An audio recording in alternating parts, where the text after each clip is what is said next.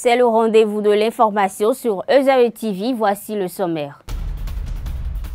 Les parlementaires ont voté à l'unanimité cette semaine l'adoption de la charte du Conseil de l'Entente. Les détails dans ce journal. Les étudiants en journalisme de l'ESAE ont eu droit à une séance d'échange avec des acteurs du Forum des éditorialistes du Bénin à l'occasion de la célébration du Saint-Patron des journalistes. Dans ce journal, vous suivrez leurs interventions. Le traitement des maladies implique de plus en plus l'intervention des feuilles et des plantes médicinales. Les spécialistes en disent les bienfaits. Bonsoir à tous. Les députés ont adopté à l'unanimité la charte du Conseil de l'Entente le mardi dernier à l'hémicycle. Cette charte est composée de 38 articles répartis en 15 chapitres et 5 titres. Ces dispositions traitent des aspects tels que les objectifs, les missions des membres des organes et institutions spécialisées du Conseil de l'Entente et des relations avec les autres organisations régionales. Sa ratification permettra entre autres de renforcer la position de notre pays, le Bénin, d'introduire, de soutenir sa requête pour abriter le siège du Fonds d'entraide et de garantir des emprunts du dit Conseil. Ainsi, les députés ont vivement souhaité que le gouvernement prenne des dispositions adéquates afin que le Bénin parvienne à abriter le siège de ce fonds communautaire. L'abattage des volailles au marché Saint-Michel de Cotonou est une activité menée par des femmes. Elles sont nombreuses dans ce marché à rendre la préparation du poulet facile aux acheteurs. Je vous invite à suivre ce reportage pour plus de précisions. Poules, coqs, canards, pigeons, pintades, autant de volailles qui passent sous les couteaux infernaux de ces dames chargées de l'égorgement, du déplumage et du dépiècement des volailles dans le marché de Saint-Michel. Telle est l'activité instaurée depuis plus de 20 ans par Dame Bilola. Plusieurs étapes sont mises en jeu dans le processus de l'abattage de ces volailles.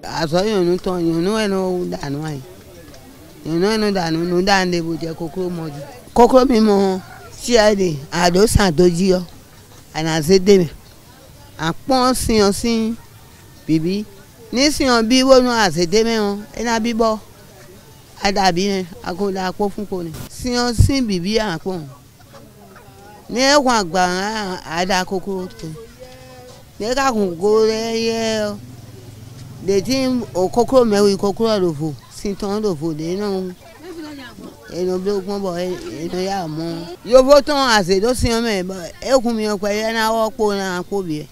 Comme toute autre activité, l'abattage des volailles présente bon nombre de difficultés.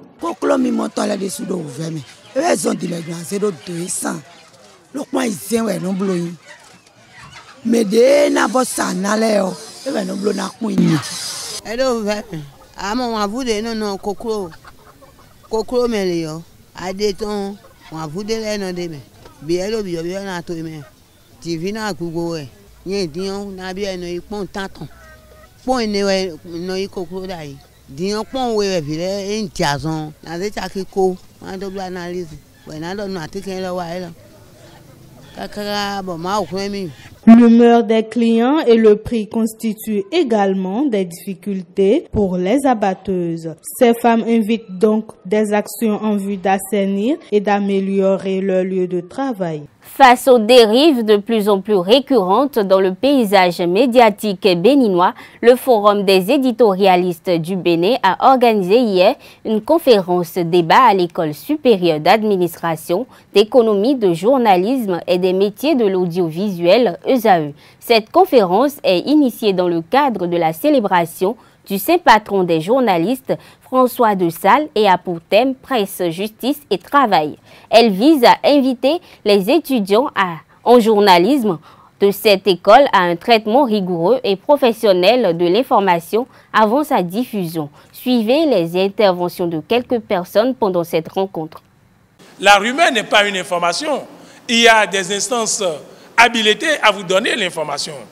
Vous voyez l'officier de police judiciaire, vous voyez le juge, le magistrat, le greffier, l'avocat, ils sont à même de vous donner l'information. Et comme toute information basique, il faut les passer par les tamis. C'est le doute, les tamis. C'est le doute d'abord. Le journaliste qui ne doute pas n'en est plus un. Celui qui doute est sûr. Et le doute dont nous parlons est sous le contrôle de mon aîné. Vous ne savez pas que le fondé est philosophe. Le doute dont nous parlons, c'est un doute méthodique. Il ne s'agit pas d'un doute sceptique. Celui qui remet tout en cause pour le plaisir de remettre en cause. Non. C'est le doute qui vous permet d'atteindre la vérité, qui elle-même, elle est relative. Il y a la vérité judiciaire, il y a la vérité des dossiers. Et c'est le magistrat, en dernier ressort, qui donne par son verdict la vraie vérité, qui elle aussi peut être contestée par une autre instance en appel et même plus tard à la Cour suprême. Il n'appartient pas aux journalistes de se substituer aux juges par le jeu des communications occultes, par le jeu des dossiers. Il ne s'agit pas de faire le procès. Il faut se donner le temps au temps, apprécier les instances et connaître les étapes. Et tous ces éléments, il faut l'avoir, il faut le savoir, et se trouve dans un document que vous pouvez avoir, le guide du chroniqueur judiciaire. La presse, la justice, la paix, c'est la trilogie qui gouverne la vie en société. Pour ce qui concerne, les collègues ont déjà balayé la justice et la presse. Pour ce qui concerne la paix, il faut qu'on se convienne, qu'on s'entende que ce n'est pas seulement l'absence de la guerre. D'accord?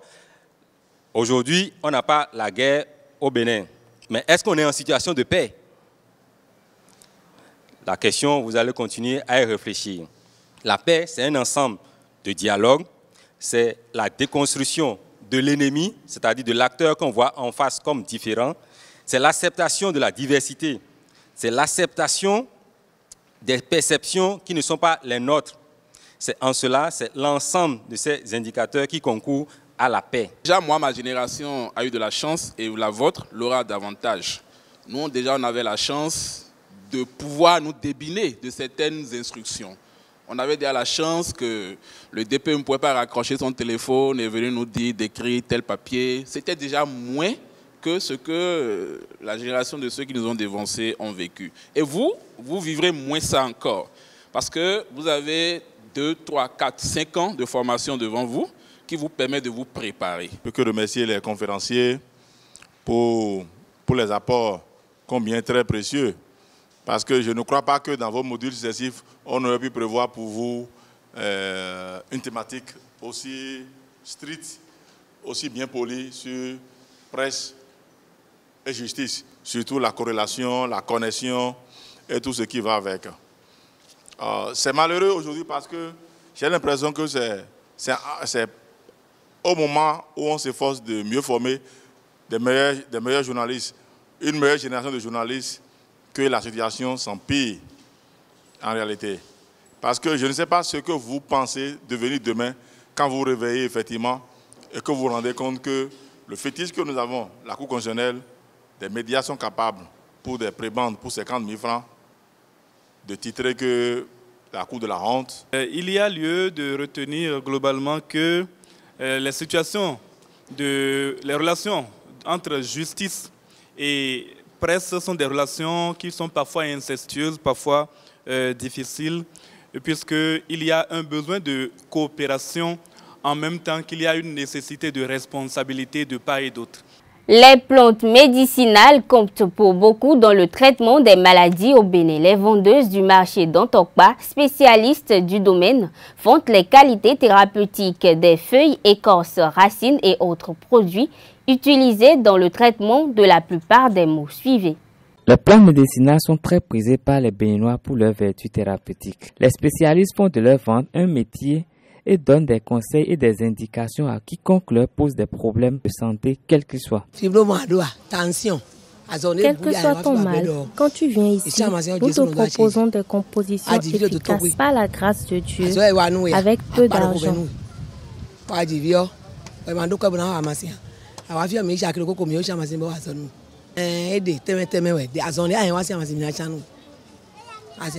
Les Béninois ont recours à la médecine traditionnelle, surtout quand ils n'ont pas les moyens de se faire soigner à l'hôpital, selon une vendeuse. Quand ceux qui n'ont pas assez d'argent pour faire face aux ordonnances médicales viennent à nous, Nous leur proposons des compositions qui ne coûtent pas cher. Tout le monde n'a pas les moyens pour faire face à la médecine moderne. La médecine traditionnelle a encore de beaux jours devant elle en attendant l'extraction des principes actifs et la certification de leur efficacité.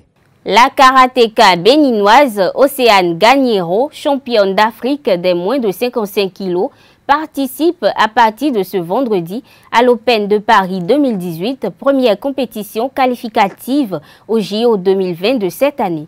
Classée 38e mondiale en comité avec plus de 1000 points, elle doit être présente sur tous les rendez-vous du genre pour maximiser ses chances de qualification. Mais cela nécessite de gros moyens selon le président de la fédération Roch Keunom. Il faut qu'on se batte sérieusement pour trouver ces moyens-là. Il n'y a rien à faire. Si le gouvernement nous accompagne, ce sera encore un ouf de soulagement. Mais le truc, c'est que les gens ne savaient pas qu'on dépensait beaucoup d'argent au karaté. Quand on a décidé de nous envoyer les subventions, vous avez vu le random qu'il y a eu autour. Et nous, par contre, on est loin du compte. Quand je vous dis tout ce que je viens de citer, vous imaginez combien de millions il faut? Ce n'est pas une histoire de 20 millions, ça. 50 millions par an ne suffisent pas. Or, nous parlons de maintenant jusqu'en 2020. On ne doit pas rater. Parce que quoi? Quand là, elle a 1000 et quelques points, n'est-ce pas? Quand vous ne participez pas à un événement majeur, vous tombez, vous chutez. Et la deuxième année, on vous enlève tous vos points. Ça, vous ne l'avez pas dit. Et c'est comme ça que ça se passe. Donc, en réalité, nous sommes tenus. Regardez le Rwanda en fin juillet, août. C'est le champion d'Afrique. Titre en jeu, puisque c'est elle qui est détentrice maintenant, n'est-ce pas, du titre, comment on dit, de la première place, de la médaille d'or. Elle va me remettre en jeu, il faut qu'elle gagne encore. Ainsi de suite. En réalité, c'est le serpent qui mange sa queue. On ne saurait faire autrement. C'est que les gens ne savaient pas les efforts qui étaient fournis par mes devanciers avant que je n'arrive et que je continue aujourd'hui, ainsi de suite. Je peux vous certifier que ce n'est pas facile. Ce n'est pas facile du tout. Et pourtant, il va falloir le faire. Si on voudrait simplement rêver aller aux Jeux Olympiques en 2020. En attendant la mobilisation de ses ressources, l'athlète affiche sa détermination ainsi que ses ambitions pour Tokyo 2020. Comme son président Océane Gagnero espère toujours le soutien du ministre des Sports, Oswald Omeki. Depuis que le karaté est devenu olympique, c'est un rêve en fait. Mon rêve, c'est d'être la première béninoise à rapporter une médaille d'or olympique pour le Bénin. Et actuellement, je suis un peu diminuée physiquement. J'attends juste de régler ce problème-là pour me remettre très au sérieux aux entraînements. Mais je crois en moi, je crois en ceux qui m'entourent. Et je pense que sans moyens, on a pu réussir à avoir un titre africain. Je pense que si on y mettait les moyens, ou si on y met les moyens, on peut rêver grand. Au retour du championnat d'Afrique, le ministre nous a reçus. Il a fait des promesses et nous espérons que ces promesses, il va les tenir. Mon soutien, c'est la Fédération béninoise de karaté, le président de la fédération, mes parents, mon père et ma mère. Et puis voilà. Mesdames et messieurs, c'est la fin de cette édition. Merci de nous avoir suivis et à bientôt.